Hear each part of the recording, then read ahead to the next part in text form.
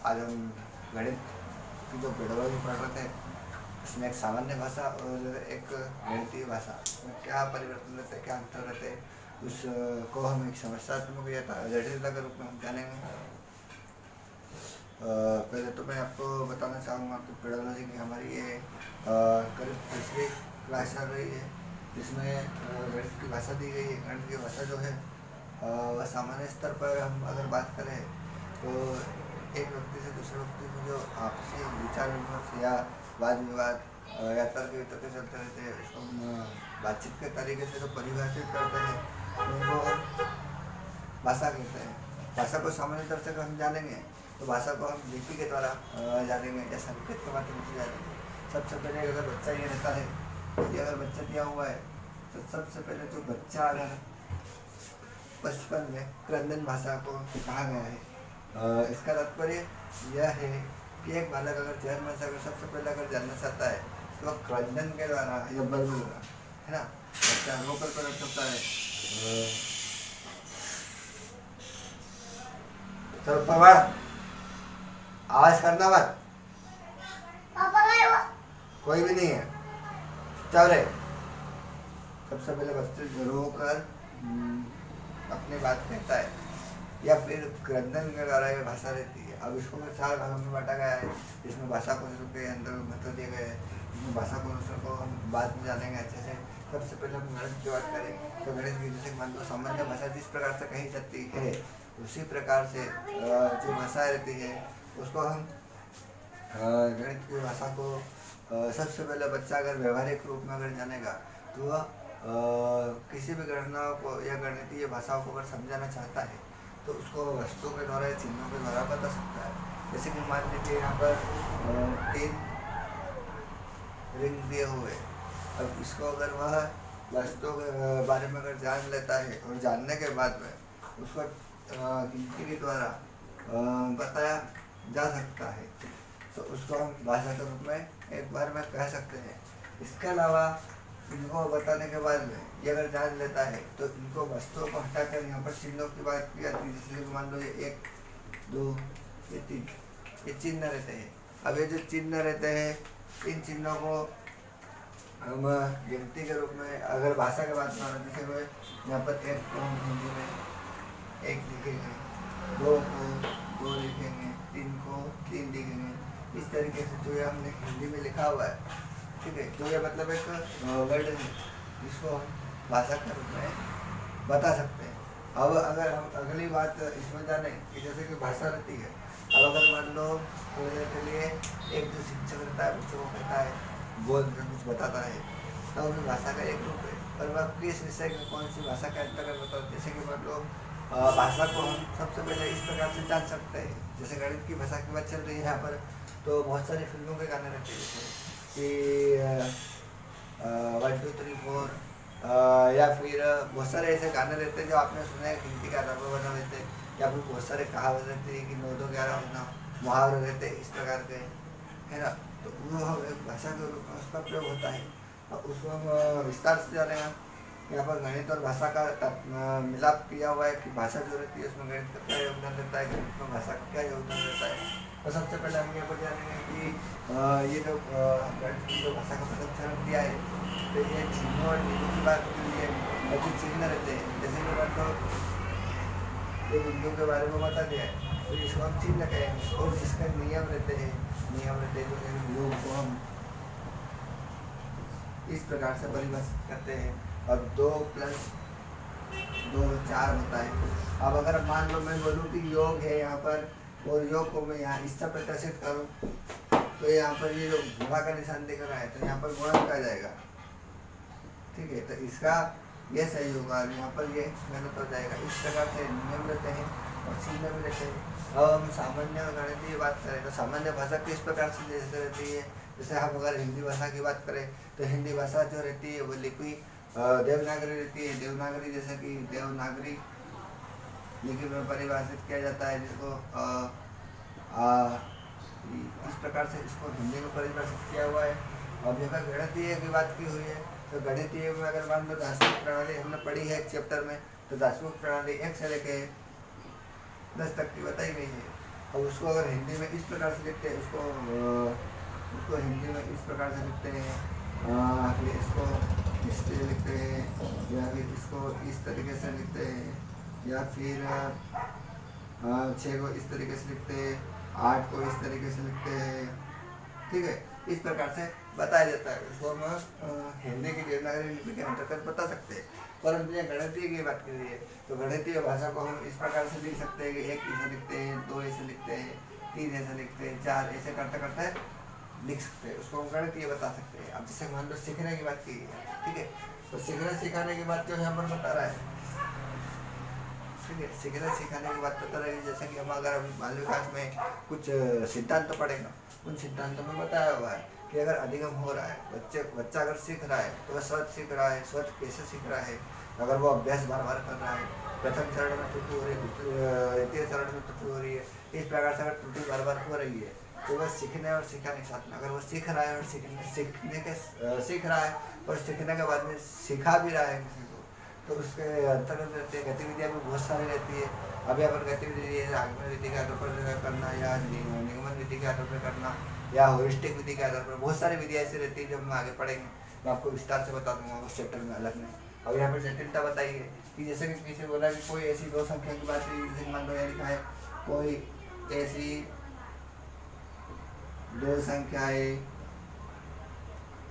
का मान बताए जो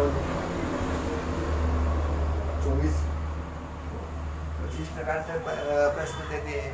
तो कुछ बच्चे ऐसे रहते हैं कि प्रश्न को देखकर घबरा जाते हैं और सोचने समझने में कुछ कमजोर होते हैं, है ना, जिसको हम अलग अलग बुद्धि लब्धता में बांटते हैं। तो इस प्रकार से अगर हम करते हैं तो वो जटिलता के अंतर्गत आता है कि वो बहुत सारी ऐसी जटिल रहती है, पर उस चीज़ का तार्किक चिंतन करना, तर्क करना, उस आधार पर एक गणितीय भाषा के अंदर आता है। अगर भाषा में रहती है, उसको गणितीय आधार पर जो गुण रहते हैं उसको हम इस प्रकार से परिभाषित किया हुआ है, जिसमें 8 अलग अलग वाक्यों में प्रयोग करके हम बताएंगे किस आधार पर कौन सा रहता है। तो सबसे पहले हम अगर जानेंगे कि भाषा के जो गुण रहते हैं, जो भाषा है इसके जो गुण बताए यहाँ पर, तो वस्तु के आधार पर, है ना, तो वस्तु रहती है, वस्तुएं बताई जाती है, तो वस्तु के आधार पर इस प्रकार से अंतर किया जाता है। जैसे कि मान लीजिए यहाँ पर ये त्रिभुज है और ये भी त्रिभुज है। अब इसका अगर अंतर बताना है, इसका अंतर हम गणितीय भाषा में किस प्रकार से बता सकते हैं? इस प्रकार से अगर मान लो इसे कुछ सवाल आ जाते हैं, इसको हम बोल सकते हैं कि ये सही या सीधा त्रिभुज है। तो इसको अगर हम बताएंगे तो ये वाला उल्टा हो जाएगा, ये इसका विपरीत हो जाएगा ना। ये इस प्रकार से चिन्हों के आधार पर या वस्तुओं के आधार पर बता सकते हैं हम, है ना। जैसे कि मान लो यहाँ पर मैंने लिखा आई और यहाँ पर लिखा वी आई, इसमें क्या अंतर है? ये चिन्ह है। अब ये चिन्ह का आधार पर अगर मैं आपको अंतर बताना चाहूँ तो रोमन का 4 आता है और ये आता है 6 आता है। इस प्रकार से हम अंतर निकालते हैं, वो वस्तु का आधार पर निकलता है। अगर हम दूसरे टाइप की बात करें तो भाषिक शब्द रहते हैं, है ना, भाषा के आधार पर जो शब्द है उसका अलग अलग प्रयोग किया जाता है, ठीक है, अलग अलग प्रयोग किया जाता है। भाषा के शब्द रहते हैं। सामान्य स्तर पर अगर मान लो जिस प्रकार से हम हिंदी में एक शब्द के अनेक अर्थ निकालते हैं जिसको पर्यावार्षिक कहते हैं, उस आधार पर गणित में भी रहता है। अब गणित में अगर हम बात करें, ठीक है, गणित में हम बात करें तो गणित में अगर हम बात करें थोड़ी देर के लिए, तो जैसे कि जो भाषा शब्द रहते हैं, अगर मान लो ये बनाते हैं, ठीक है, इसको वृत्त कहते हैं गणितीय भाषा में। किसी सवाल में घेरा आ जाता है, या किसी और सवाल में यहाँ पर बहुत सारे ऐसे शब्द रहते हैं जिसमें इस प्रकार से अलग अलग रहते हैं शब्द, अंतर बताया जाता है। अब यहाँ पर शब्द मूल की बात करेंगे ना, तो मूल क्या रहता है? शब्द को मूल बनाकर मतलब जो शब्द रहता है उसको खास इम्पोर्टेंट करके बताया जाता है, जिसमें समीकरण के आधार पर जैसे मूल हो, घनमूल हो, अर्थमूल हो, बहुत सारे मूल अलग अलग बताए जाते हैं, उस आधार पर भी रहता है। अब यहाँ पे अधिकार के शब्द बताए, अधिकार के शब्द मतलब ये जैसे कि एक शब्द है आपका, इसको मैंने बोल दिया ये चिन्ह का है, ये चीज में कौन से मतलब किस प्रकार का चिन्ह है ये, तो इसको आप बोलोगे सबसे पहले जोड़। फिर अगर और किसी सवाल में आ जाएगी योग, या और किसी प्रकार से आ जाए मान, मान निकालते हैं ना अपन, वो मान इसको बोलते हैं योगात्मक, या फिर योगफल। ठीक है, किसी एक शब्द से अनेक शब्द निकलते वह गणित भाषा के अंदर आते हैं। तो इस प्रकार से बहुत सारे पॉइंट रहते हैं। हम अगला पॉइंट अब समझेंगे। अब हम अगला आधार पर चलेंगे। तो संक्षेपण की बात हुई है। संक्षेपण का तात्पर्य सबसे पहले यह रहता है कि कोई भी बड़ा चढ़ाकर किसी बात का उल्लेख किया जाता है, उस उल्लेख को हम एक शॉर्ट लाइन में बता सकते हैं। जैसा कि मान लीजिए एक कहानी सुनाई जाती है कि आपने आरूढ़ की गुरु भक्ति वाली कहानी सुनी होगी। और वो जो कहानी करीब 1 या 2 पेज की रहती है, पर उसका एक नाम दे दिया गया है कि गुरु आरूढ़ की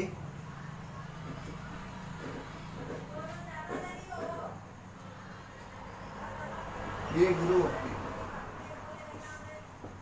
अब ये क्या है, इसको अगर मैं बता दूं आपको 2 या 3 लाइन में कि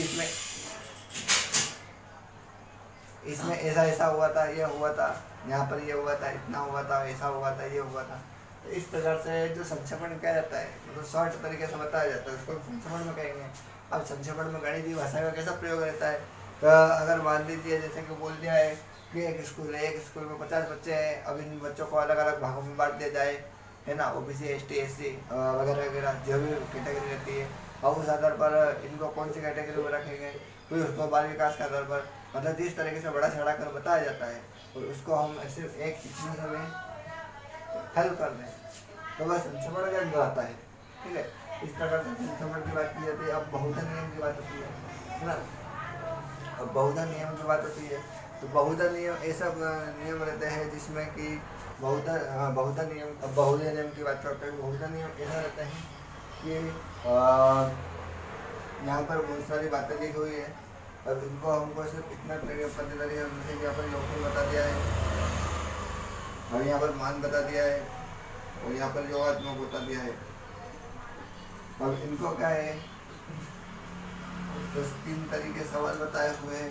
इन 3 तरीके सवाल को हम एक ही प्रकार से कर सकते हैं, पर नियम अलग अलग रहते हैं। जैसे कि एक ही समीकरण को अलग अलग नियम से कर सकते हैं। इस प्रकार से हम बहुधा नियम के आधार पर चलते हैं। अब हम शुद्धता की बात करते हैं। अब शुद्धता में अगर बात करते हैं तो अगर कोई भी प्रश्न पूछा जाता है या समीकरण निकालने के लिए, मान निकालने के लिए कहा जाता है, तो उसकी शुद्धता सही से होना चाहिए। जैसे कि यहाँ पर लिख दिया है कि 28 + 12 है ना, 28 + 12, तो अभी 8 और 2 10 और 2 और 1 3 40 ही होगा। 40 के अलावा हम इसको 39 नहीं कर सकते हैं, और ना ही इसको हम 38 कर सकते हैं, ना 41 कर सकते हैं, और ये सिर्फ 40 ही रहेगा। तो ये जो सवाल रहते हैं गणितीय भाषा में, वो शुद्धता के आधार पर चलते हैं। तो इसकी शुद्धता रहती है। अभी अपन व्याकरण की बात की, जैसे प्रकार की हिंदी की भाषा देवनागरी रहती है, अंग्रेजी की भाषा अलग तकनीकी तरह से रहती है, बहुत सारे भाषा अलग अलग रहती है। उसी आधार पर गणित की भाषा भी रहती है। अब गणित की भाषा जिस प्रकार से रहती है, जिसमें संज्ञा रहती है, सर्वनाम रहते हैं और व्याकरण रहती है, वो व्याकरण जिस प्रकार से हिंदी की अगर हम बात करें तो इसमें अलंकार, छंद, व्याकरण, शब्द रूप और बहुत सारे अलग अलग रहते हैं इसमें पार्ट भाषा में। अब हम विद्यालय में जो प्रयोग रहते हैं है ना, विद्यालय स्तर पर जो गणित हम किस प्रकार से पढ़ते हैं, उसकी अगर बात करें हम आवश्यकता बात कही गई है। आवश्यकता को अगर हम देखें तो कोठारी आयोग ने स्पष्ट किया हुआ है कि कक्षा 1 से लेके कक्षा 10वीं तक गणित जो रहता है उसको हमको पढ़ना ही पढ़ना है, अनिवार्य विषय कर दिया गया है। कोई भी ऐसा व्यक्ति नहीं है जो गणित नहीं पढ़ सकता है। गणित यहाँ पर आवश्यकता जरूरी है। गणित की आवश्यकता व्यवहारिक जीवन या सामान्य जीवन में बहुत आवश्यक है। उसको अगर समझना है तो विद्यालय स्तर के गणित और सामान्य भाषा के अंतर्गत के गणित उसको हमको समझना आवश्यक रहता है। और दूसरी बात करें सीखने का तरीका, सीखने का तरीका बताया हुआ है कि बच्चा किस प्रकार से सीखता है, कितना सीखता है, और बुद्धि लब्धि के आधार पर रहता है। या फिर हम अगर बात करें हम तो शिक्षक को सबसे पहले सहायक सामग्री या गतिविधियों के आधार पर सबसे पहले माहौल बनाना जरूरी होगा। उस आधार पर वो सीखने का तरीका रहता है। तो अगली बात करें तो उपयोगिता, जो भाषा रहती है इसमें गणित की भाषा के अंतर्गत उपयोगिता रहना जरूरी रहता है कि व्यक्ति कितना सीखता है, कितना नहीं सीखता है, उसको जरूरी होना आवश्यक है। अगर हमको पता चलेगा तभी हम उसको सीख सकते हैं। अब हम कुछ प्रैक्टिस सवाल करेंगे, जिसमें से 5 प्रैक्टिस प्रश्न पेडोलॉजी करेंगे और 5 गणित। अभी यहाँ पर 5 सवाल दिए हुए हैं। 5 सवाल को हम पेडोलॉजी के पहले चरण में देखेंगे। उसको सबसे पहले अगर हम जानते हैं प्रश्न को, तो गणितीय भाषा का अंग है। यहाँ पर दिया गया है कि गणितीय जो भाषा रहती है उसका अंग महत्वपूर्ण कौन सा रहता है, प्रथम चरण कौन सा रहता है। तो यहाँ पर संकेत दिया हुआ है, यहाँ पर संख्यांक दिया हुआ है, तो यहाँ पर सूत्र दिया हुआ है। तो इसको अगर हम जाने तो सबसे पहले यहाँ पर संकेत आएगा। संकेत के बाद में संकेत अगर मान लो जैसे कि इस प्रकार से जैसे कि इसको हम क्या कहते हैं, इसको हम 1 कह सकते हैं, है ना, इसको हम 3 कह सकते हैं, है ना। इस प्रकार के संकेत रहते हैं, तो यहाँ पर संकेत सही उत्तर रहेगा। अगला प्रश्न गणितीय भाषा का संपूर्ण है, मतलब गणित जो भाषा रहती है उससे के अंदर जो अगर मान लो एक समस्या दी गई है तो समस्या में क्या क्या हो सकता है। तो यहाँ पर जोड़ दिया हुआ है, यहाँ पर गुणक दिया हुआ है, यहाँ पर घटाव दिया है, यहाँ पर सभी दिया है। एक जो समस्या रहती है उस समस्या में जोड़ भी आता है, घटाव भी आता है और गुणा भी आता है। तो इस प्रकार से यहाँ पर यह सभी सही हो जाएगा। फिर अगला हम यहाँ देखते प्रश्न कि गणित की भाषा में प्रकृति अन्य विषयों की अपेक्षा है ना। प्रश्न कहा हुआ है, प्रश्न जो कहा है कि गणित की जो भाषा रहती है उसकी जो प्रकृति रहती है वह अन्य विषयों की अपेक्षा में क्या रहता है, लचीली रहती है, सरल रहती है, कमजोर रहती है ना। तो सबसे पहले हम लचीली काटेंगे, उसके बाद में कमजोर काटेंगे, है ना। कोई नहीं तो होगा नहीं।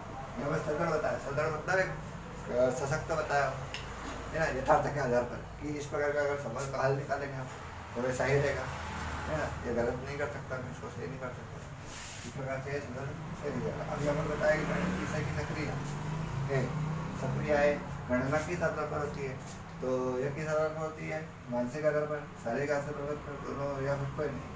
तो जो गणित की जो भाषा रहती है तर्क के आधार पर करते हैं, तर्क के आधार पर करते हैं। तो तर्क किस आधार पर होगा, मानसिक आधार पर होगा, मानसिक प्रणाली के आधार पर। बच्चा जो सोचेगा, तर्क करेगा, वो चिंतन करेगा, वह मानसिक आधार पर कार्य सकता है। अब निम्न में हम गणित की भाषा है ना, जो गणित की भाषा है 4 वाक्य दिए हुए, है ना। 4 वाक्य में से कौन सा रहेगा, तो कोई नहीं है, सबसे पहले काटेंगे इसको, है ना। फिर हम यहाँ पर देखेंगे कि हम इंदौर में हैं, तो इसमें तो गणित की भाषा का प्रयोग हो नहीं रहा है, तो इसको भी काट देंगे। और यहाँ पर मध्य प्रदेश प्रादेशिक है, मतलब पता है कि मध्य प्रदेश जो है वो एक प्रदेश है ना, तो यह भी गणित हो जाएगा।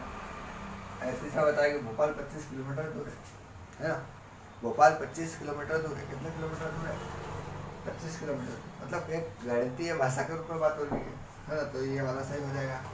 अब हम 5 प्रश्न और कुछ देख लेते हैं। अब यहाँ पर हम सवाल देखेंगे, तो यहाँ पर छठा जो सवाल दिया हुआ है कि 24 इंच को मिलीमीटर में बदलें। 24 इंच की बात की है कि जो एक 24 इंच है उसको मिलीमीटर में बदलेंगे।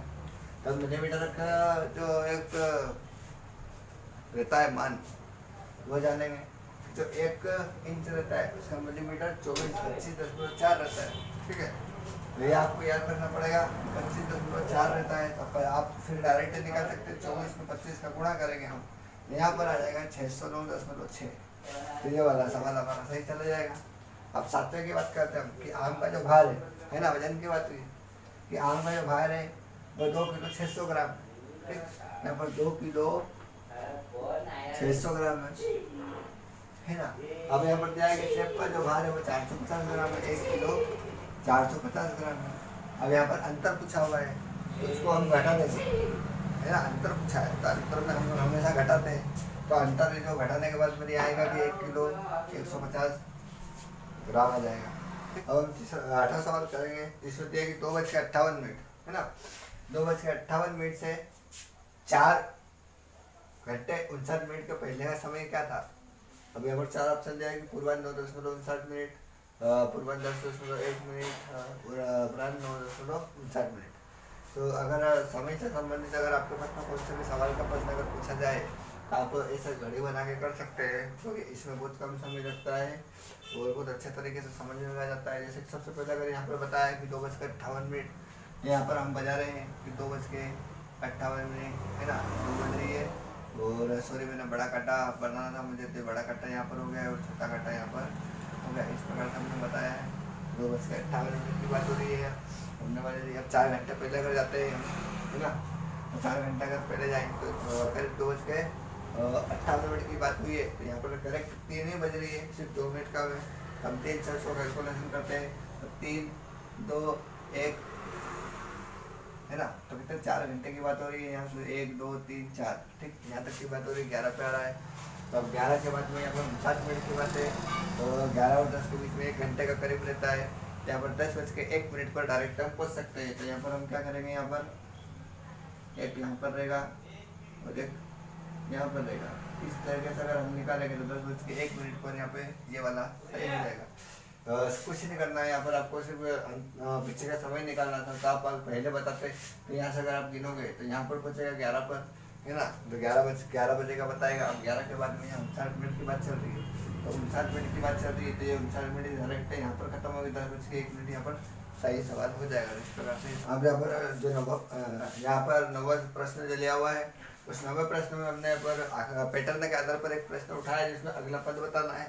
एक क्रम से बारी है। अब यहाँ पर प्रश्न दिया है कि 3, 4, 6, यहाँ पर दिया है कि 3, 4, 6, 9 और 13 के बाद में अगला पद कोई होगा जिसमें 18 बताया, 17 बताया, 14 बताया और 19 बताया होगा। तो हम कुछ नहीं करेंगे। यहाँ पर 3 है और यहाँ पर 4 है, तो यहाँ पर एक पद जुड़ रहा है। अब उसके बाद 4 में 2 पद जुड़ रहा है तो 6 हो रहे हैं। 6 में फिर 3 पद जुड़ रहा है तो 9 हो रहे हैं। तो 9 में 4 पद जुड़ रहा है तो 13 हो रहे हैं। इस प्रकार से गिनती में अगले एक अंक का बढ़ने के बाद में पद जुड़ते जा रहे हैं। अब यहाँ पर 13 में हम अगर 5 जोड़ेंगे तो अगला पद हमारा यहाँ पर 13 और 5 जोड़ने के बाद में 18 हो जाएगा। तो जिस प्रकार से 18 निकल रहा है तो यहाँ पर ये 18 सही हो जाएगा। अब अगला अगर हम ये सवाल देखें, ठीक है, अगला अगर सवाल देखें तो ये कॉमन की बात है कि 2 संख्या जो रहती है वो इस प्रकार से यहाँ पर 26 होता है। अभी 26 किस प्रकार से आया है हमको वो पता करना पड़ेगा। उस आधार पर अभी नीचे वाला सवाल कर सकते हैं। इसमें 4 ऑप्शन दिए, 65, 67, 67, 68 ठीक। तो सबसे पहले हम क्या करेंगे, यहाँ पर कॉमन की बात करते हैं। यहाँ पर तो ये 5 है और ये 5 है ना, दोनों सेम है। और 5 को यहाँ पर निकाल के 5 का मल्टीप्लाई कर लेंगे तो 5 25 हो जाएगा। अब फिर 1 का अगर मल्टीप्लाई करते हैं यहाँ पर हम, तो 1 का मल्टीप्लाई करने पर यहाँ पर 1 आता है। अब यहाँ पर फिर उनके बाद में यहाँ गुणा करने की बात यही है, जोड़ने की बात है। अब दोनों को जोड़ेंगे तो 25 और 1 जोड़ेंगे तो यहाँ पर 26 आ जाएगा। तो यहाँ पर ये वाला सवाल तो सही आ रहा है। अब इसको भी अगर हम इस तरीके से करके देखेंगे, अगर इसमें तो कोई उत्तर अगर आता है तो वो सही जाएगा, अगर नहीं आएगा तो फिर अगला नियम हम कुछ करेंगे। इसमें यहाँ पर अगर 18 की बात करें और 81 की बात करें तो यहाँ 1 × 1 = 1 आ रहा है। अब यहाँ पर 8 आएगा और यहाँ पर 8 आएगा। अब 8 और 8 का अगर इंटू करेंगे तो यहाँ पर मल्टीप्लाई आ जाएगा 64 और 64 आ जाएगा। तो फिर अगर हम जोड़ते हैं यहाँ पर तो 65 आ जाएगा। अब ये 65 यहाँ पर दिख रहा है हमको, तो ये वाला सवाल सही चल जाएगा। इस प्रकार का हमारा आज का टॉपिक और आज का एक प्रैक्टिस था। अब हम नए टॉपिक और प्रैक्टिस के साथ मिलेंगे। तो आप लाइक करें, सब्सक्राइब करें और ज़्यादा से ज़्यादा वीडियो को फैला दें। धन्यवाद।